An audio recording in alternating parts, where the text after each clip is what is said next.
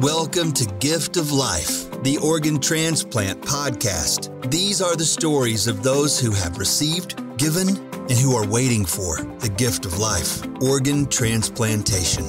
Now here's your host and heart and kidney recipient, BJ Odom. Welcome to Gift of Life, the Organ Transplant podcast, a place where we journey through the incredible world of organ transplantation. I'm your host, BJ Odom. Each week, we uncover inspiring stories and meet extraordinary individuals who are connected to the world of transplants. Remember to support us by leaving a review and subscribing on your preferred podcast platform. And don't forget to join us on Facebook, Gift of Life, the Organ Transplant Podcast. Organ transplant donations is a critical process that can save lives and improve the quality of life for those in need. Here are some important things to know about organ transplant donation. Donating organs can save lives of individuals waiting for transplants. Each organ donor has the potential to save multiple lives. Organs that can be donated include the heart, kidneys, liver, lungs, pancreases, and intestines. Tissues such as corneas, skin, bone, heart valves, and blood vessels can be donated. It's important for individuals to register as organ donors to ensure their wishes are known. This can typically be done through driver's license registrations or online registrations with the National Organ Donation Registry. It's also very important to discuss this with your family because they will need to give final consent at that time of death. Next week, we're excited to talk about National Multi-Ethnic Donor Awareness Month, NMDAM, also known as National Minority Donor Awareness Month. We're celebrating through the month of August with a lot of very special interviews, so make sure you join us. In this week's show, we go back and review some of my favorite guests from the first 12 episodes of Gift of Life, the Organ Transplant Podcast. The one that touched my heart the most was Christine, as her son, Chris, was an organ donor. And as we talked about the heart recipient, as I myself is a recipient of a heart transplant, it was a very touching episode for me. Like I said, through the tragedy, there are some positivity out of it. We've met the heart recipient. He, great guy, short young man, has a family, that needs their dad and their husband to still be there for them. And with Chris being able to be a donor, that young man is still there with his family. And, I talk to them, not every day, but we do text back and forth and talk. We had Thanksgiving together and Christmas together on the first year that we met, and then life happens, you get busy and it's hectic. But we keep in touch and he's doing excellent. He actually sent me a picture of him and his doctor together, and I'd have to look it up and read it to you word for word, but he's doing so well that his doctor, I think, put him in mentioned him in a newsletter, and like he's his, how do you say, like maybe like star patient or something like that. So, he's doing very well. Now, does that help you through it also? It does. Chris's heart is strong enough to get him through his years and then keep this gentleman healthy and happy with his family. Now, that heart is still going. It's still beating. Now, if I heard the story right, you got, and I hear this again from donors of hearts, that you got to hear the heart beat. Mm-hmm. Yes, how did, I'm a heart recipient myself, 21 years out. Nice. Congrats.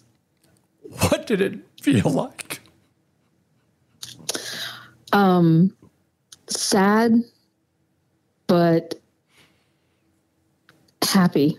His heart's still going.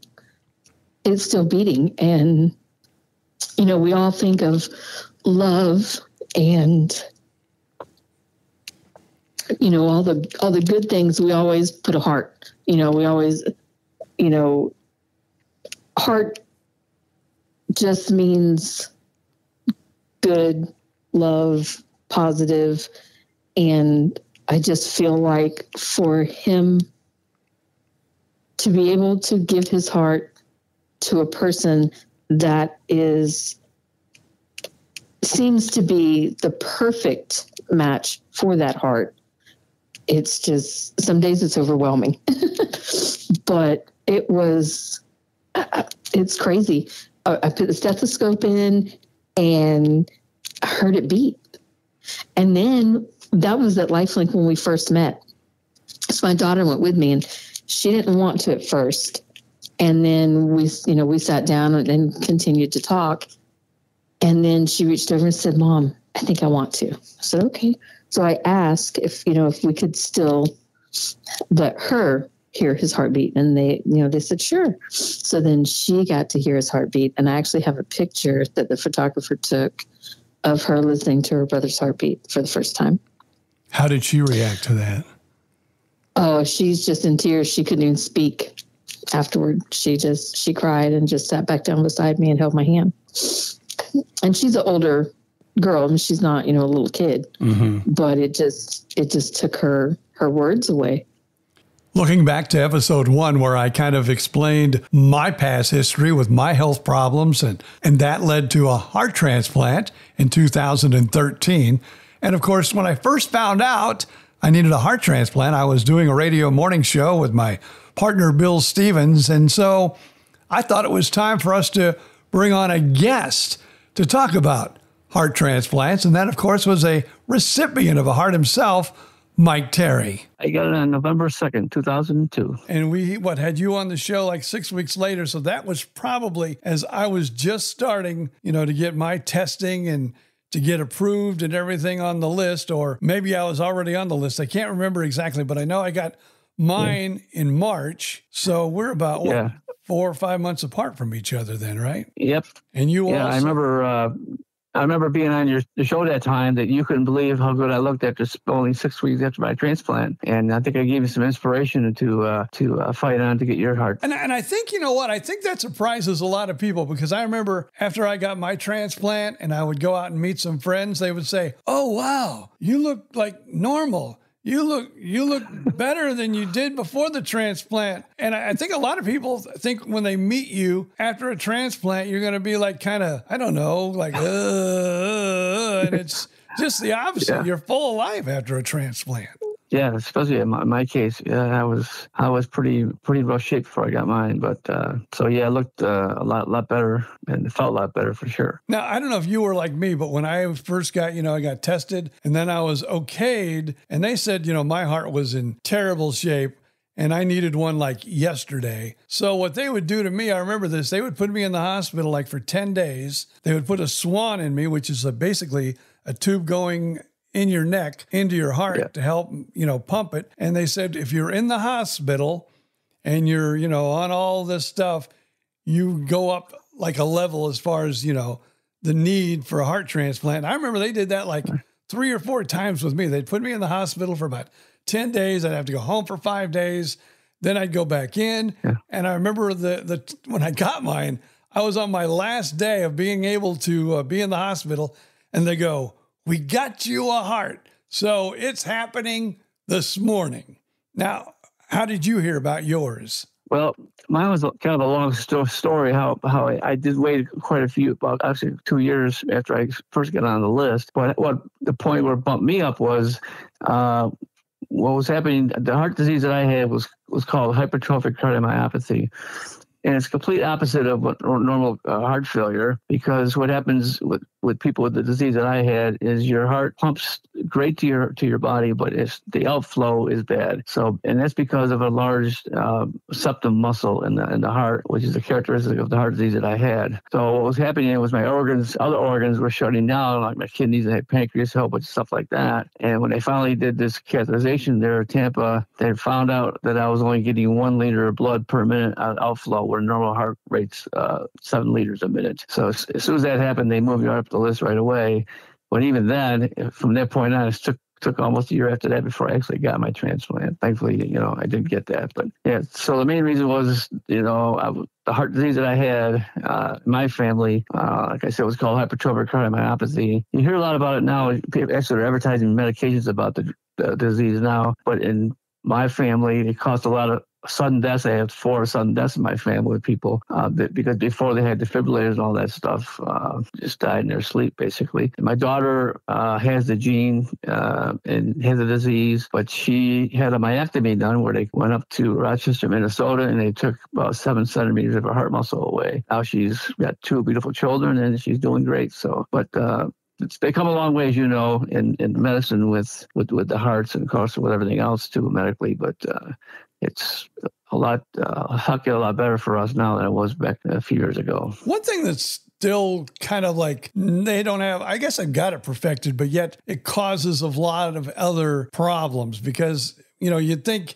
you get a heart transplant, your heart is good, and now life is great. And we are so blessed to get the gift of life. That's for sure. And we thank the people, that donate the organs. It is a wonderful thing to do, but there is still many bumps along the road. A lot of bumps, and one big one you ended up having a kidney transplant because of the medications you take. Now I'm facing the same type of situation for the same reason. It's the medications. In my case, it was the Prograf. It's a drug that you need to keep you alive, but it also affects your kidneys. And over time, they become bad. You need a new kidney. I also had polycystic kidney disease, and my family's a family history thing, so that didn't help either. Other things too, and I think you went through the same thing as I have. Since our transplants, we've gone through many surgeries, cancer surgeries of skin. I've had many. I think you had a bunch of them too. And that's just, it was kind of funny up in Tampa. Like, I think when I was like 3 or 4 years out, they told me it's time to start going to see a dermatologist. And the very first time I went, they found some squamous cancer. So, and been going on ever since. So I can't tell you how many surgeries they have.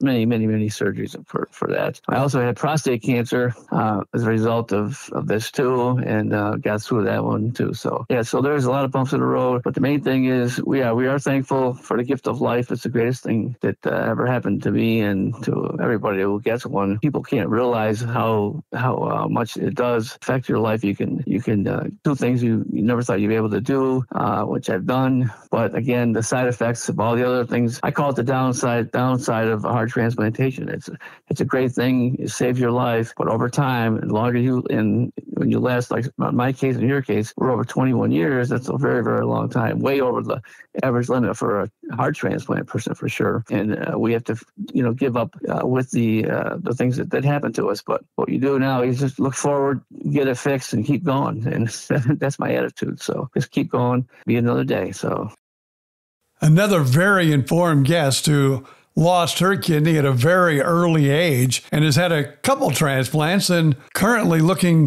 for another kidney was our guest and talked about her trips to Washington as a lobbyist and how she has helped actually pass bills through Washington to help all kidney survivors. The Immunosuppressant Act, yes. I was part of the group who was able to get the Immunosuppressant Act passed. I have been to D.C. for the past 7 or 8 years on behalf, in conjunction with the National Kidney Foundation. We attend the National Kidney Summit. So it's a 2 to 3 day event. We spend the first day going over advocacy points and talking points with our congressmen. And then they unleash us on the House of Representatives and the congressional district. And so we then go in and we meet with each individual state representative.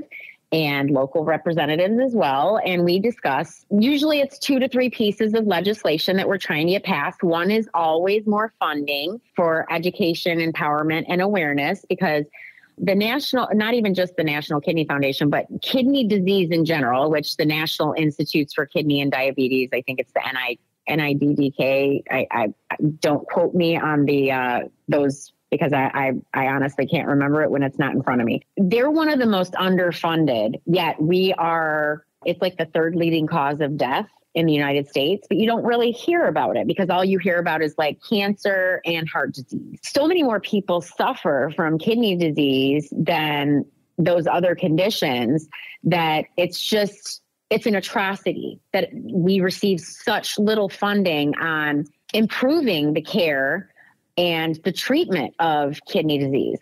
So, I mean, it's like there really hasn't been any advances, as we were discussing earlier with this, artificial bionic kidney. There haven't been advances like that in kidney disease or the treatment of it for decades. And in fact, there had been literally no changes to the Medicare parameters for end-stage renal disease since it was written into the Medicare law in, I believe it was 1972 when Nixon signed it. So this was a major deal, and it took us 6 years of going back and forth to rewrite this bill in just the perfect way that these representatives would, receive it in such a way that they would actually sign off on it and pass it. And so as of January 2023, I believe it was, the immunosuppressant bill has now been enacted and is active.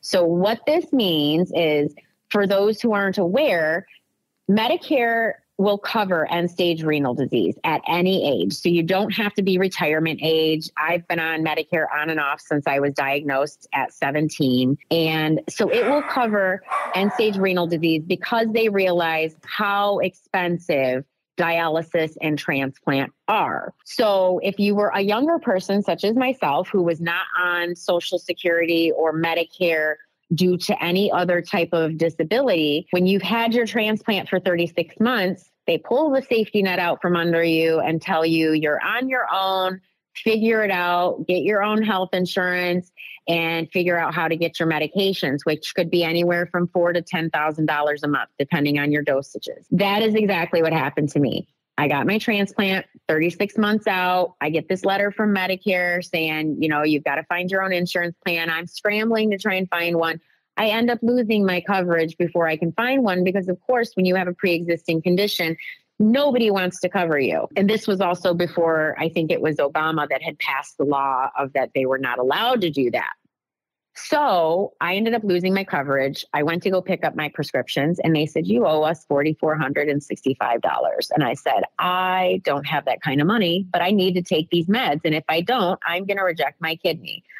Well, because pharmacies have to make money, it was not really a priority of theirs to just hand me over $4,000 worth of medications. But I thank God that the pharmacist I was working with, his wife had had a liver transplant, so he was well aware of how important these meds were. So he literally kind of shoved me them on the side and said, this is 2 weeks worth. This is all I can do for you. You're going to have to figure it out and don't tell anybody that I gave them to you. And I'm like, say less. It's between you and me. Thank you so much for that. I will get on it. I was thankfully able to find a group in Naples where I was living at the time called Prescriptions for Hope, who essentially just did what any other patient could do. And that's applying through all of the drug manufacturers individually to receive their patient assistance program. So they were able to get me my meds.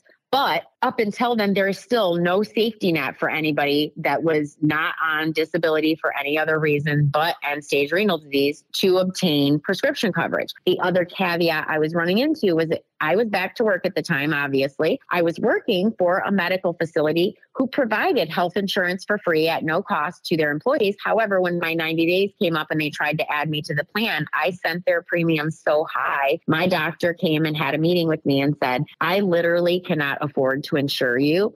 here's the compromise. I can give you an extra $2 to $3 an hour, or that's really all I can offer. And I had to quit the job because I need the insurance more than I need $2 to $3 an hour, especially when I'm getting denied left and right for insurance plans because of my pre-existing condition. So this plan is now in place, and it is you have to pay a premium for it. I believe it's like $157 a month, but $157 a month for all of your transplant prescriptions is hardly something to argue about. And most patients that need these life-saving medications that keep our transplants healthy and not rejecting, they would happily pay that $157. Now, that does not include medical coverage. So you would still need to either get on a state-run Medicaid plan or find a private insurer that would actually insure you prior to your Medicare expiring. So I was actually really proud of that, though, because that provides such a safety net. And I have met so many patients over the years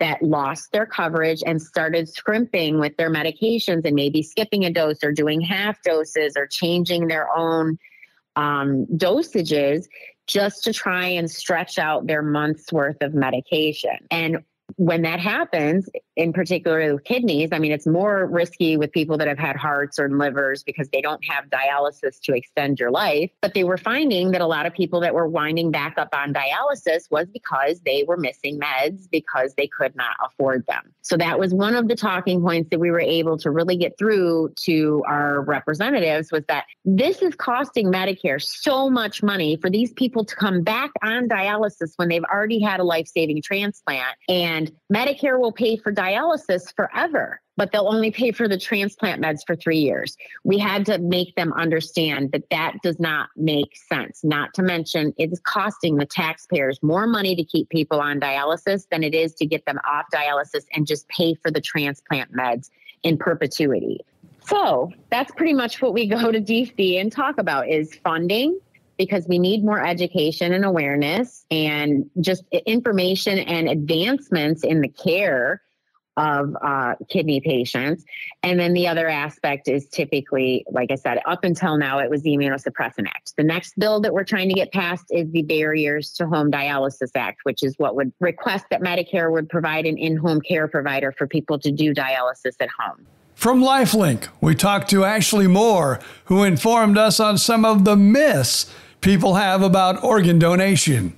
Absolutely. Unfortunately, the work that we do in the community, we hear a lot of different things from people that may prevent them from wanting to sign up to save lives. And I would say one of the biggest things that we hear that is untrue is people have concerns about registering for donation because they think for some reason, if they get into an accident or something happens to them, that maybe a doctor won't try as hard to save their life. And that's just not true. That's not how donation works. It's actually a pretty formal process. Your family's involved, and it's actually quite rare to become an organ donor. So when we talk to people in the community, we try to explain the process of donation, because if you were to get into an accident, you're going to get to the hospital, hopefully, and doctors are going to treat you. The doctors that are treating you at the hospital are not the same people doing organ recovery. That is a completely separate program. And also, the doctors that are treating you don't have access to the donor registry. Only the organ recovery programs can truly check to see if you're a registered donor. And when you put that on your license, as about 97% of people do when they sign up, they do it through the driver's license. That's just for you to know that you did it. We don't actually look to your driver's license for verification. The verification, we actually check that on the back end of the Donate Life Florida registry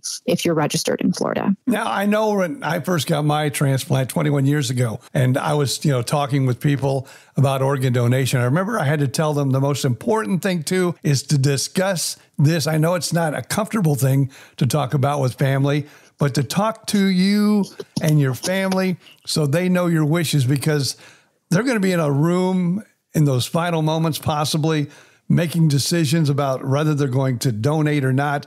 And it's going to be up to them. And unless they know your wishes, they may do something different. Correct. And that's an important thing I think we talk about, because a lot of people don't realize that when you register your decision to become an organ, eye, and tissue donor, that is truly your decision. You're giving consent for an organ recovery program or a tissue recovery program to carry out that decision that you wanted to help save lives or to help enhance lives. So it's so important that you do tell your family that you have signed up, because many times, LifeLink or another program like ours may be coming and speaking with you, and it's the first time that your family is actually being notified. And that could be quite shocking, especially if they weren't prepared. Unfortunately, many people who pass away, you do have to pass away in a very specific manner for organ donation, and we call that brain death. And it's not common. It doesn't happen all the time. So it's it can be very jarring for somebody to not know that information. And many times the first time they're hearing that is when LifeLink's talking to them, letting them know that your loved one had registered to be a donor, and we're here to support their decision. So it's important you talk to your family and also ask them, what their preference is. And if you want to make sure that, that's something that will happen for you, registering your decision is so important, because that actually is what gives authority for, again, organ recovery programs to facilitate that process for you. Another great story we learned about was Lisa Donahue, who donated her kidney to Dr. Sarah, who was a somewhat acquaintance, but she's so proud and so happy that she was able to donate a kidney to this man. God put it on my heart to donate a kidney to this man, and I did not care of his age. His age was never a factor to me. God told me to do it, and I listened to him, and we were actually a perfect match, and he's Filipino. Wow. So, and I'm a twin sister, and I'm a twin, and the surgeon said they don't even see twins that are this much of a match. So I know you say, God sent you or what, I mean, like I said, you open Facebook in the middle of the night, which you hardly ever do before you go to bed. You saw this post and immediately said, I need to do this. And I guess that's what kind of baffles me. It just kind of came out of nowhere that you said, I need to do this. I did. And I never looked back. I knew it was going to happen. I just didn't know when it was going to happen. And he ended up turning into my best friend. We talked every single day, and it helped because he was a doctor. He was a surgeon. So any questions that I had in the process from start to finish, he was able to answer for me. It was just, I know that I blessed his life and I changed his life, but he changed mine in the process as well. He ended up passing away on November 19th of 2022, at the age of 83. He caught COVID, and his body just couldn't fight it. I miss him every single day, but I gave him 2.5 years of his life back, which is all that I needed. I want to thank all my guests over the past 12 episodes and looking forward to many, many more. And as I said, starting next week, National Multi-Ethnic Donor Awareness Month. And we'll be talking about that all month of August. So thanks again for joining us for this edition of Gift of Life, kind of a review over our first 12 episodes, and looking forward to maybe 1,200 more. And thanking each and every guest that has been on the show, and looking forward to meeting you if you have a story about organ donation. Rather, you're someone in the medical field, you are a recipient, or maybe even one of those donor families. We'd love to hear from you. Just send us an email. The email address is giftoflifepodcast@gmail.com. You can follow us on Facebook at Gift of Life, the Organ Transplant Podcast. Until next time, I'm BJ Oda, reminding us all to appreciate each day and to cherish the extraordinary gift of life.